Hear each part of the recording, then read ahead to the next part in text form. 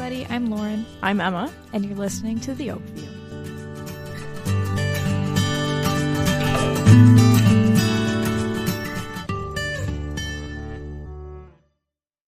Hey, Emma. Hey, Lauren. How are you doing? I'm doing okay. Not great. Okay. Yeah, but same. Okay. Work has been interesting. Lots of home time, lots of unsure about what's going to happen in January, but just like, okay. Not bad. Okay. Just okay. How are you? Same. Yeah. It's like winter time, so it kind of gets a little dull.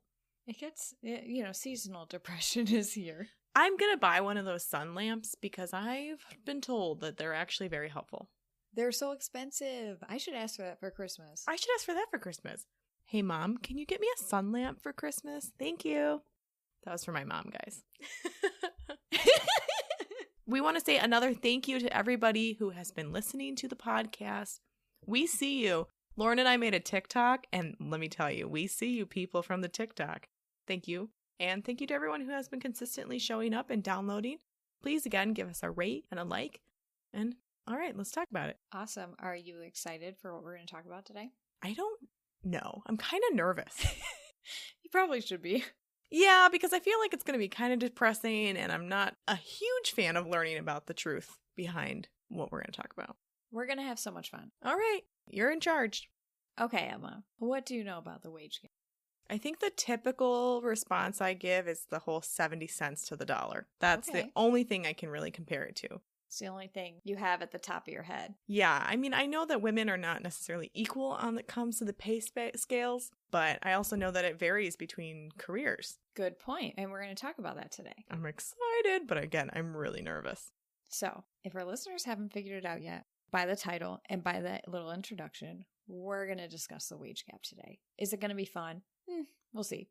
Obviously, because we're doing it. Vote of confidence, everybody. Vote of confidence. I think that everybody just needs this knowledge in their back pocket because these conversations come up and people don't really know how to talk around this topic, right? Have you experienced that? Absolutely. I think anytime finances or personal things like money comes to the table, I get really unsure. And it's uncomfortable and you don't want to say the wrong thing. And I feel like people easily brush it aside. Yeah. And I'm sure that's probably really difficult for companies, especially if they're trying to figure out what's right and what's not right. Mm-hmm. So if we claim to care about this gender gap, the wage gap is something that comes up. A portion of gender inequality is due to this thing called the wage gap. But what does that mean? Yeah, what does that mean? People always talk about it without enough information. So meaning we're having uneducated conversations that are confusing to people. And that makes this topic seem daunting. Makes sense.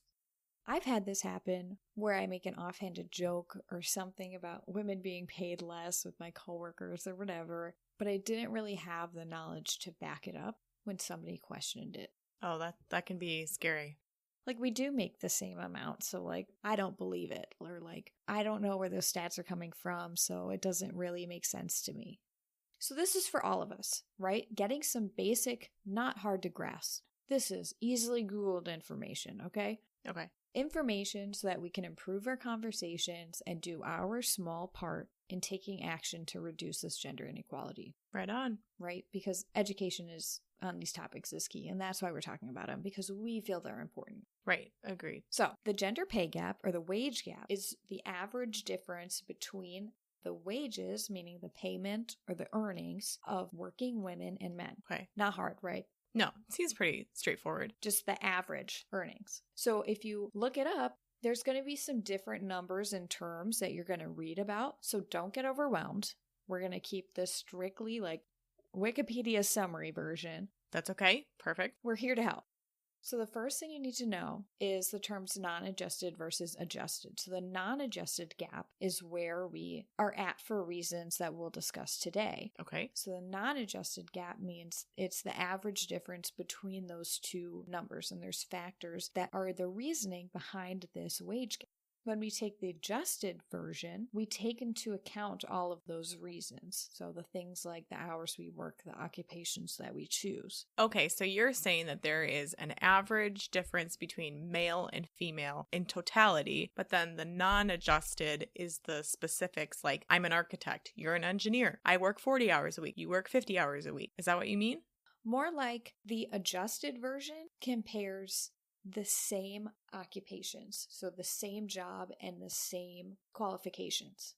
Okay, so someone in my specific field compared to me. Compared to you. Okay, great. Continue.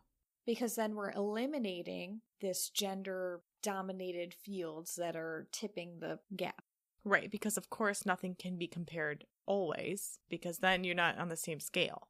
Yes, and obviously our adjusted rate is going to be less of a gap than the non-adjusted rate, because the non-adjusted rate is just like overall everybody's payments, and the adjusted rate is simply job to job. What are we looking at? Interesting. What's the average for those occupations and that? That makes me curious to think that's why some people might not see this as a very serious topic, because they're only comparing between the adjusted rate.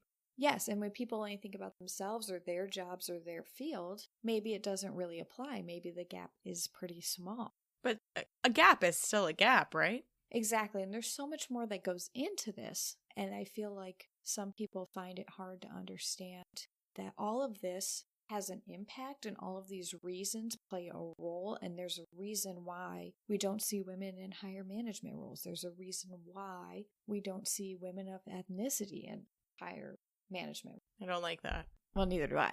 I don't think anybody So we're does. going to talk about it. So now that we've kind of talked about this, boring recap, sorry for just reading to you.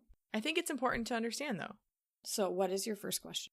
My first question is, why does the difference matter? Like, why do we need to know the difference between adjusted, non-adjusted, and the average? It matters so that you have enough knowledge to understand what the gap means so that we're not spreading misinformation. Because if you come in with the stat that you heard about, like you said, the 70 cents, if your coworker said, well, the adjusted rate is 2 cents, so that's not that bad, actually. What are you going to say? I'm going to say, well, you're only looking at the adjusted rate. We're not seeing the totality of an unadjusted rate across the board. Exactly. So basically, it matters because there's a difference. And why should there be a difference between how much women get paid and how much women get paid? You know? Mm-hmm. And this plays into society. It plays into economy. It plays into countries. And we're going to primarily be talking about the statistics in the U.S., but it matters. Do you think also that it matters because it's not just a physical representation of the people who are working, but rather that it also stems from an emotional disconnection? Because I feel like if people see that there is a gap, they don't necessarily put the people to the number. Right. Okay. For sure. Do you want to know what the gap is? I'm nervous because I want to say it's in like the 30% at least. Like what do you mean? I think I'm saying like there's a massive, it's not half. It's not like we're off by like a couple of change. It's probably like a whole dollar's worth. I don't know. Okay, well, it's not a whole dollar. No, that's good. So we got that going for us. Woo! We're making more than more than a penny. So here in the U.S., the non-adjusted wage gap, meaning just the average men's earnings versus the average women's earnings, women make 82 cents to every dollar that a man makes. Okay. So, wow, I had a really low count for us. I'm sorry, women. I just assumed. So 82 cents to the dollar is what women are making. That, people, when they hear that, they probably don't think that's a lot. But if you start putting your salary in the thousands, that's a big deal. Absolutely. And if we start saying, why is there a difference at all? Why is there a difference? I don't understand. Exactly. And we're going to talk about that. But basically, that 82 cents, that is from the most recent statistics. So that's from the 2019 U.S. Census Bureau and the U.S. Bureau of Labor and Statistics. And the 2020 reports haven't come out yet. Well, we will link some of these resources in our description. If 2020 is anything like it is right now. Well, it'll be interesting to see, and we'll actually talk about that a little bit later of how is 2020 affecting this number. Okay. So the adjusted rates compares the salary of men and women in the same job and qualifications. The gap is much smaller, obviously, with women earning 98 cents for every dollar that a man makes. Question. How do you put an adjusted rate for everyone's career? Like how is the difference smaller when you're talking about many different things? Is this an average of many careers? Or is this, how do they, I don't even know how to ask this question. They have different categories. So in the categories are things like teaching, nursing, engineering, doctors, different things like that, occupations. Is this like the compiled amount? Yeah, it's taking the averages of all of the salaries. So I am not the U.S. Bureau of Labor Statistics. That's and I am fine. not the U.S. Census Bureau. We prefer you not to be. We'll probably read their reports this year and learn how they get that figure. If I had to guess, which maybe I shouldn't even be guessing because I'm not them, I'm guessing that they compare by like age or job title or something like that, you know. Which makes sense. Across a scope in that field, by occupation, by whatever you put in your like, yeah, you know, these are things like from your census and from your HR forms, and like whenever you fill out like what your occupation is, you know, they collect this data. The government does. Right. And then they run all these reports every year. Okay, makes sense. And they do a lot more than that too, obviously. Of course, yeah, but this is a piece of it. So the adjusted rate is 98 cents to every dollar that a man makes. And again, that's an average of comparing all the same occupations by earning difference. So when I told this to my husband, he's like, oh, that's not so bad. But I think the statistic is even worse for me. Like, I think it bothers me more. And I think it's like a funny number because when you're talking about it, it doesn't seem like it's that much. We're only 2 cents away. But when you think about it, it's like, why are women being paid 2 cents less for doing the same job as a man with the same qualifications? I don't understand. Isn't that ridiculous? Well, it's bullshit, so. So I think looking at the adjusted rate, like, it bothers me more. Because even though the gap is small, like you said earlier, there is still a gap. Yeah, why is there a gap between the same jobs and qualifications? This is why we get into discrimination. Why would I be paid 2 cents less for doing the same job as my coworker? And on average, that's what's happening. That's what's happening here in the U.S., just to let you know. Well, I think we need to start getting into why and the how and what do we do about it. And it's going to take many, many years to close this gap, even though it's not huge, but there still is one. So let's talk about the larger gap, the 82 cents to every dollar, the average over all women and all men in all occupations. Okay. The difference in their earnings.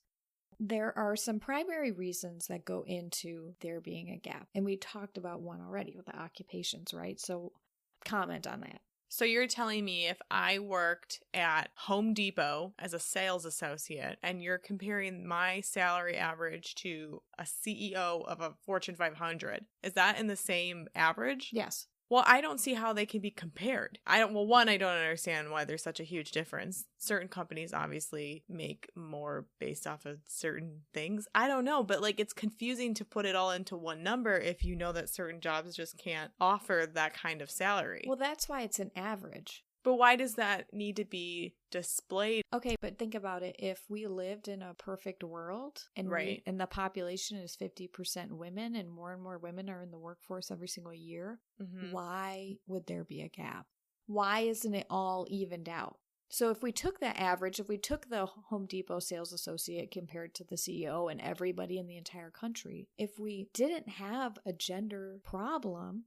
Oh, I see now. There would be an equal amount of CEOs and an equal amount of Home Depot sales associates. And it would all average out. And there wouldn't be a gap.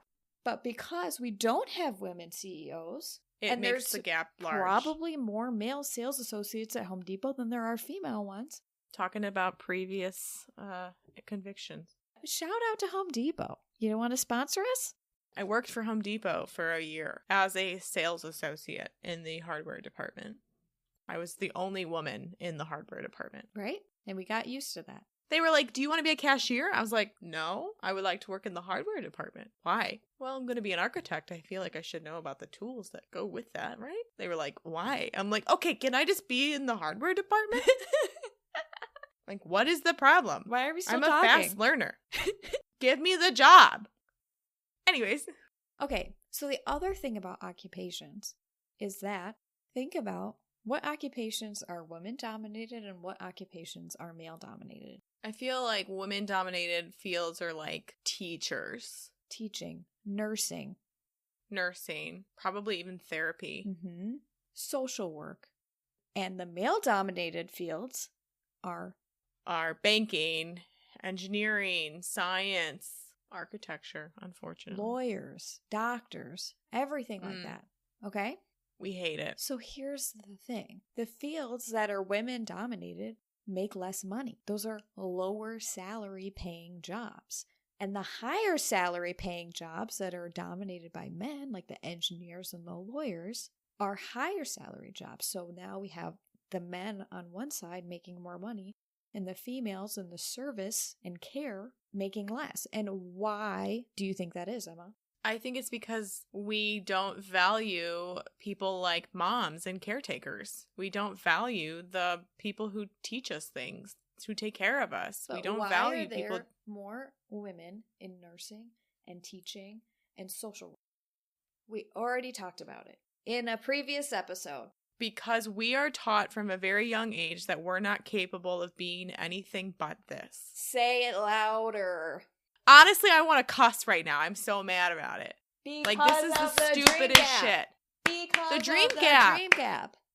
Do you see how it's all connected? Like, if you start at a young age, at the age of 5, and someone says, you know what, Emma, no, you can't be an architect because you're not worthy or you're not even built to be something better than what it is. A mom, a caretaker. No problem shouting out to the moms. We understand it's a hard job.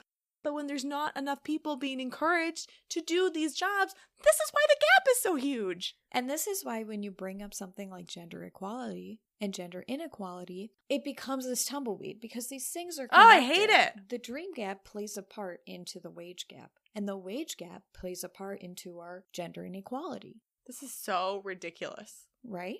It's 21st century and the man is still trying to pull us down. Come on now.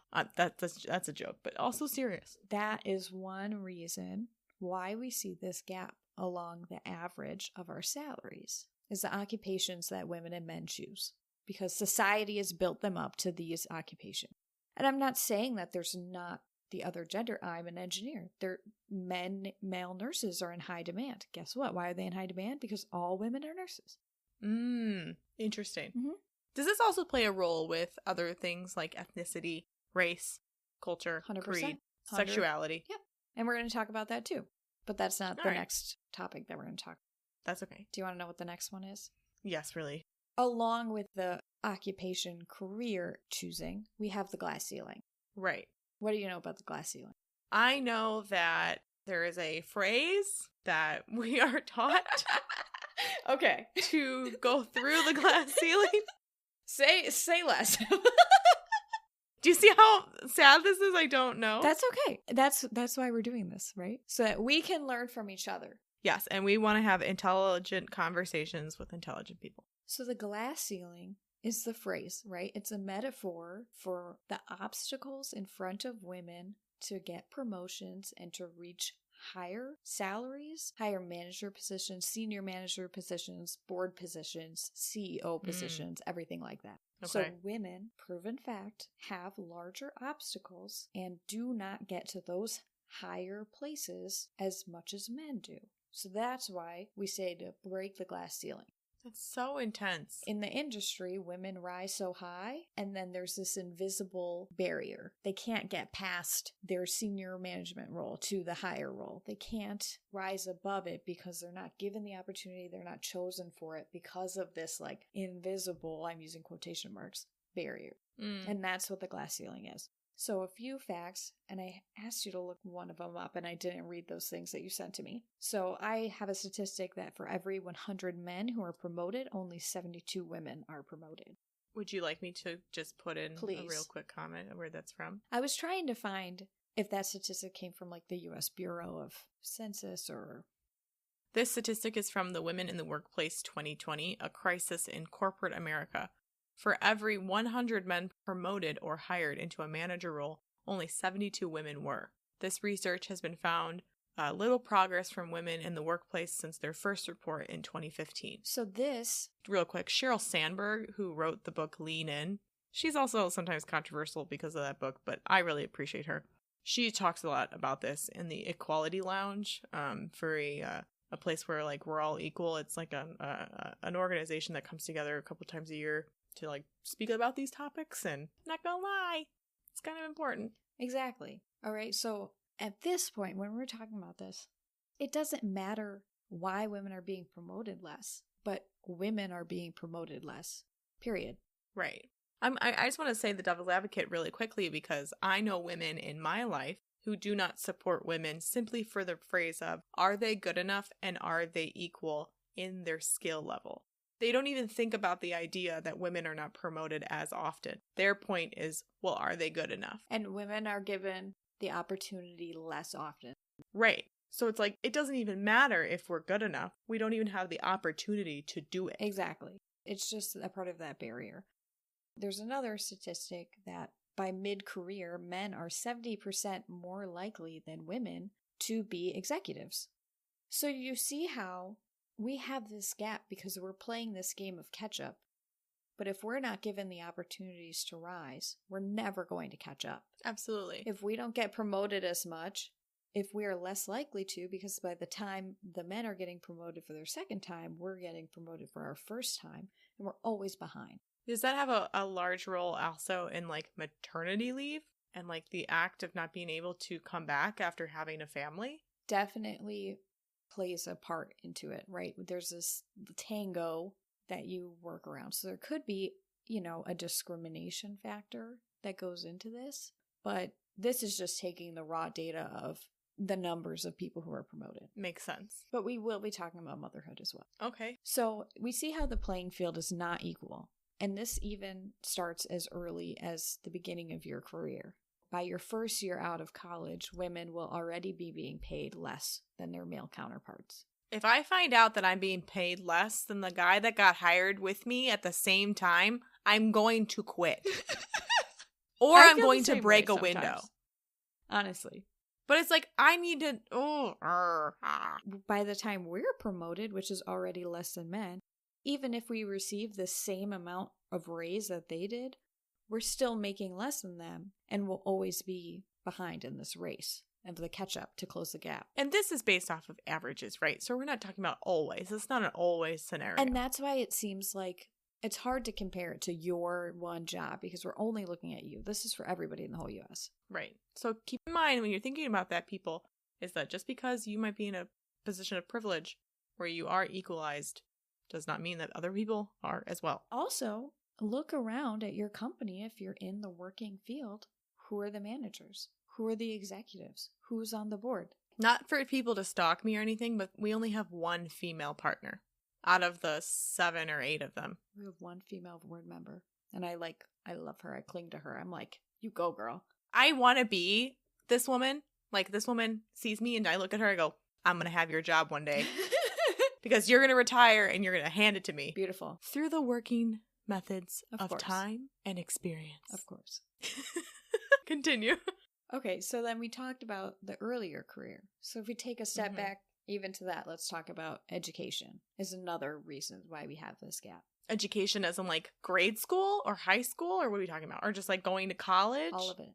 So even at that young of age, I was already set up for disaster. Well, I'm being dramatic. It kind of plays into the dream gap, right? Absolutely. What is our education like? There's the school districts that you're in, the population levels, things like that. But also we're talking about basically the main key point when we talk about education as a reason of there being a gender wage gap is that higher education does not lead to equal pay. Absolutely. 100%.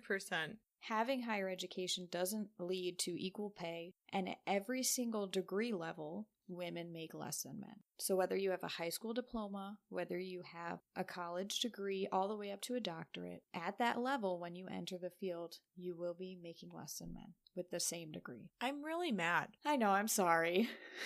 It's not my fault. I'm very quiet because I'm contemplating my thoughts, but it's also like that to me is ridiculous. It's a blow. It's a blow. It's a blow to the head. But don't you feel better that you know more? Being educated is helpful because knowledge is power. But I think when you take off those rose-colored glasses and you're observing what's around you, especially for our generation, we have to like take it by the neck, right? And like really take the lead. And I appreciate knowing things, but it's also just very daunting to realize that we were encouraged to go get a degree and then we end up still being not as good or not good enough. Right. And I think that now women are actually seeking out higher education than men. I mean, for at least the architecture for NCARB, which is the National Board Certification Board for Architecture, I have seen in the last 4 years the numbers rise in the amount of women who are completing accredited colleges to become licensed architects. That has grown. And so has the minority level. Mm-hmm. You're seeing more women of minority getting these positions.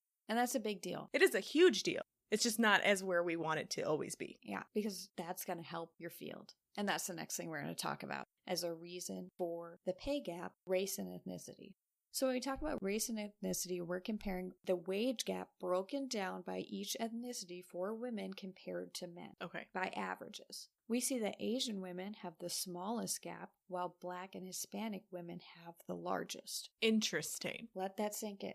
Because of intelligence? Education, opportunity. So Asian women go for higher paying jobs. And this is just because of the opportunity that they were given even at the smallest of ages. Yeah, there's lots of factors that go into this. But Asian women are usually in higher paying occupations. They have the smallest gap, while Black and Hispanic women primarily in the lower, just like how women are nurses and men are engineers. Exactly. So that same idea broken down here. It's just like extra information that's playing a role here. Every stat that I have mentioned thus far, when you break it down by ethnicity, is worse for Hispanic and Black women. So when we talk about the statistic of all the men versus all the women, when we talk about education, when we talk about the glass ceiling, when we talk about occupations. And people tell us that there's not a race problem in America. They have more obstacles than you and I do. Absolutely. Why? Exactly. Right. I don't even care at that point. You know what? No, you know what? Forget it. I take it back. I'm fighting for everybody else first. Right. Right. Exactly. Because I can wait. All the white people can wait. It's fine. Yeah, I agree. Did you know that of all the Fortune 500 companies, only one has a female of color CEO? What in the F? What company is this? I actually don't know. I was hoping you wouldn't ask. Google it. Ugh, I'm going to Google it. Only one Fortune 500 company is headed by a woman of color. Geisha Williams' departure from PG&E takes the percentage of Latina Fortune 500 CEOs from a 0.2% to 0.0%, equaling the percentage of Black female CEOs. You go, girl. Wow. The big picture, with Indra Nooyi stepping down as CEO of PepsiCo in October 2018, the total number of Fortune 500 CEOs who are women of color is now 0.2. This is crazy. Good for you, PG&E. Doing it right. Okay, keep going. Okay, and so the last reason that affects the wage gap that we're going to talk about is motherhood. And we're not going to get super into it, but let's just touch on it. Let's just address it. What's all on the forefront of our mind is that women are more likely to be caregivers out of necessity, right? Out of biological... No. No? Did I say that? No. So women are more likely to be at-home caregivers out of necessity. What do you think that necessity is? And I'm not saying this is true for everybody, but if you're faced with one person has to stay at home, who's going to stay at home? The mom. The person who makes less money. This is so bogus. This is so bogus. Am I blowing your mind? No, I'm connecting architecture to this because I'm thinking of Levittowns, I'm thinking of the 1950s, I'm thinking about industries of like manufacturing, I'm thinking of just like how women came about to be in the working world. And now I'm thinking about why not only do we have a struggling community of women who are moms who are working or at home, but there's not enough companies that support the women wanting to be mothers. So there's also the maternity leave loss of pay, right? So women will take more time as maternity leave, and they'll also take time without pay because here in the US we have really crappy maternity leave. We do not have an average FMLA. We do not qualify. Not every company in the United States offers family medical leave. Exactly. And then even if you do, it only covers for so long. So if you want to take extra time, you're going to take it unpaid. And the mother's more likely to do that than the man. Well, or you're going to have to take it into like disability and then start using that time. And not everybody's offered disability. Yes, and then men also get maternity leave, but they usually take less time or only the time that's paid by the company and not the unpaid time because they need to go back to work because they make more money. And I'm generalizing. And that's fine. I think the issue there is that, people say, well, why is it that they need more time? Well, biologically, that time with a youngling, the bond between mom and baby needs that exact amount of time and more to have a strong connection with your child. And then when you're forced to go back to work too soon because you don't get paid for being on maternity leave, you have no choice but to dissever that bond. Yes, and that's getting into a biological standpoint, and that's talking about the issues that the U.S. has with maternity leave. This is just mainly saying that motherhood does contribute to the wage gap. Well, there's also, I'm assuming, the factor of that your job is not necessarily guaranteed when you leave. And the discrimination, the bias against it, which, we don't want to assume and put on companies, but we know that it happens. I'm sure there are plenty of companies who discourage women to have children. It kind of states that in the reports. It's saying, we're not saying that the wage gap is proof of discrimination. We're saying that there's a wage gap. But we can probably imply that comes with it. But you and I, as women, I can tell you I'm scared to get pregnant at a bad time in my career. I know for a fact that I would not be able to have children at my current job because they do not offer any sort of help or pay. Oh, cool. Yep. We love it. Great. We love to see it. Great. Cool. That's not, I want to be clear about something though. Remember, companies in the United States who have a people count, a head count of less than 50 individuals at their job do not, required by law, do not have to have family medical leave. They do not need to have that. Now, if you have, like my sister, she works for a company with over 50 people. She has FMLA and she has this ability because it's required. But we are a country, unlike many other countries, who make it a option versus other countries who are like, nope, you're getting it. Here you go. And that's a healthcare issue. Right. Which is a whole new story. Woohoo! This is a lot, Lauren. Those are the main reasons. So don't worry, we're almost done. Don't freak out. That's fine. What did we talk about? We talked about education. We talked about inequality when it comes to careers. Occupation. We talked about race and ethnicity. Mm-hmm. We talked about motherhood. Mm-hmm. And we talked about the glass ceiling that apparently I had no idea about. Got it. Bingo. And then so just to quickly wrap it up with some other thoughts and some other notes.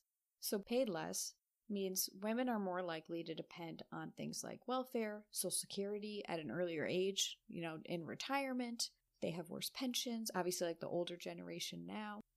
So when women are paid less, they're more likely to go on food stamps quicker than men because men get paid more money, right? Also, what's interesting here in 2020, we actually saw that unemployment rates were higher for women than for men by quite a bit. Interesting. I'm not looking at it right now, but it was something like 12.7% women were on unemployment. Would you like me to look that up? Like this year in like February to June or something compared to like 8% that was men. This doesn't make sense. Maybe I'll cut it out. I could look it out, but more women went on unemployment. And why do you think that is? Because kids are at home and they're not in school. So moms, because of COVID, we had to come home. During the summer months, there was no summer when they were camps, not in there school. There was no summer school. There was nowhere to take them. Moms were home. More women were on unemployment. That's ridiculous. Wow. Because you would think that companies would say, hey, because of the extraordinary circumstances, the unforeseen, as everybody's saying, that they would offer the ability to work from home and have flexibility. Yeah, but not every job can offer work from home, especially low-income jobs, like physical service work. Correct. And I'm not saying that the companies were wrong to do it. It's good for the companies to put people on unemployment because they're not paying those salaries and they could save some money. And it's good for the employee to go on unemployment because they're receiving income while they're not working. And if they have an agreement with their employer that they can come back to work after the summer or whatever, because that did happen. That's what furlough was. Right. During COVID. We're still in COVID.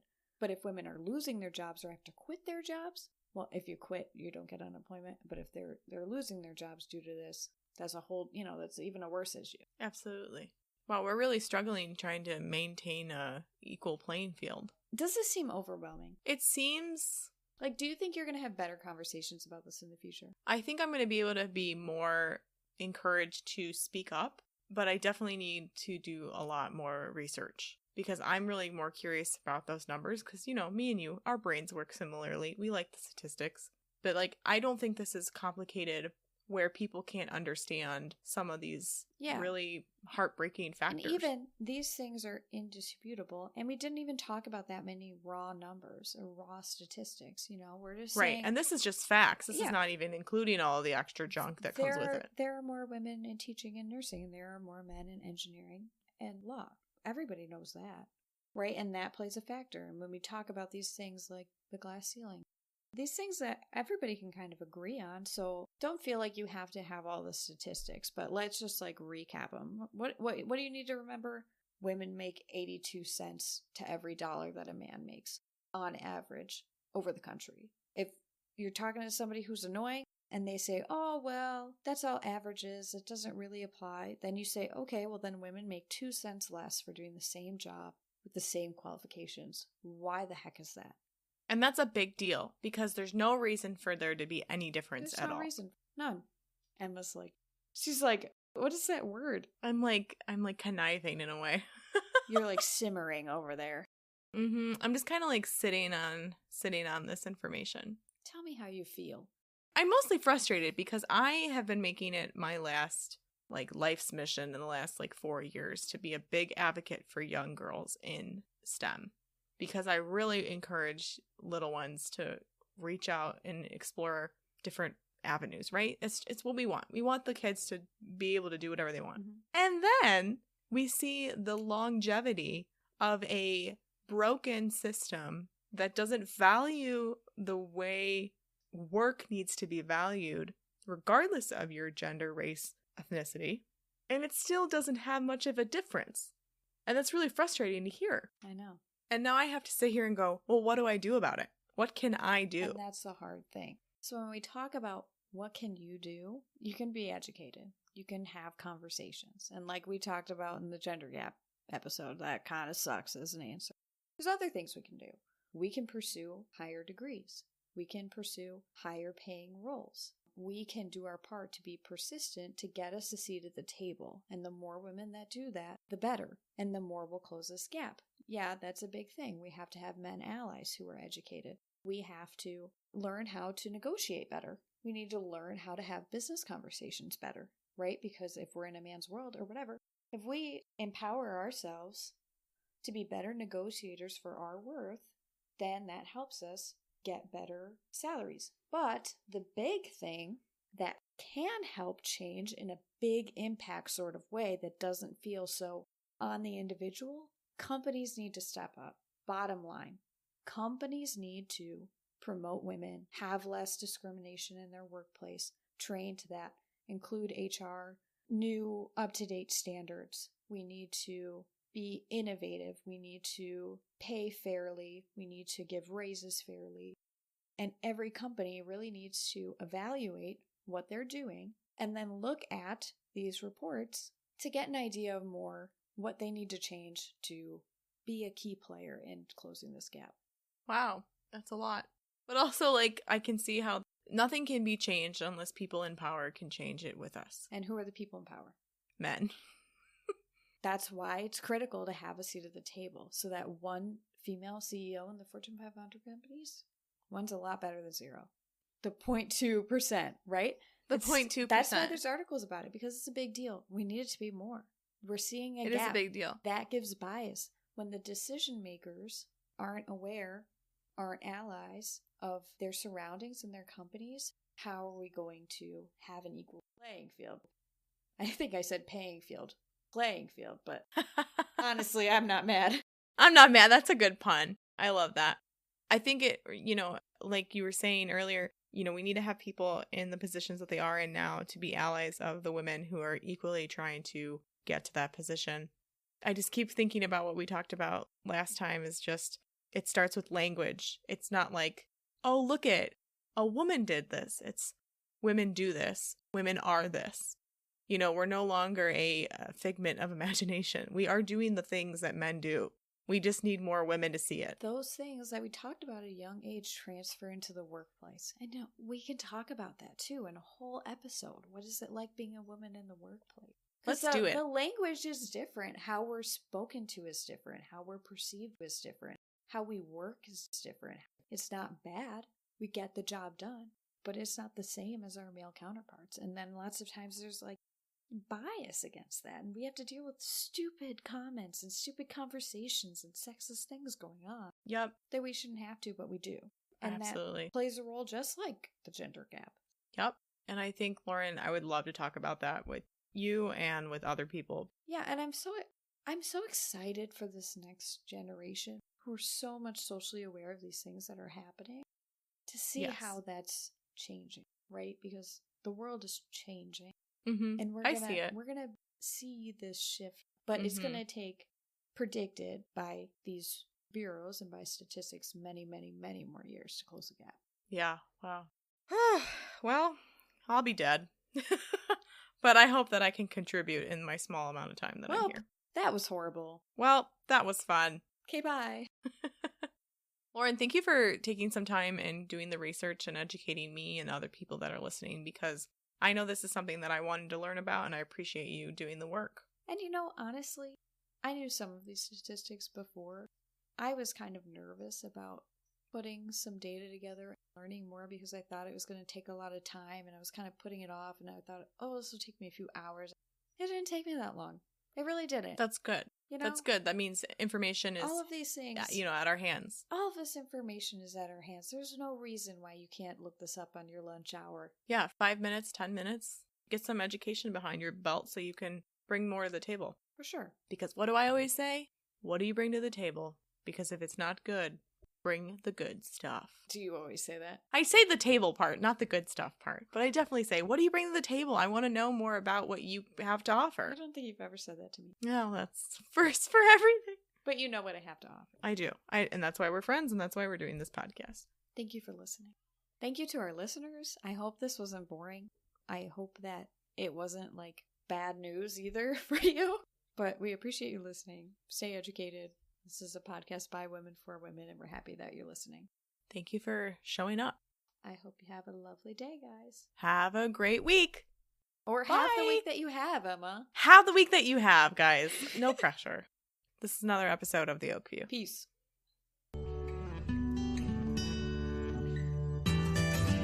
Thank you again for listening to The Oakview. You can follow Lauren and Emma on Instagram at The Oakview Podcast, OAKVIEW Podcast, or email us at theoakviewpodcast@gmail.com.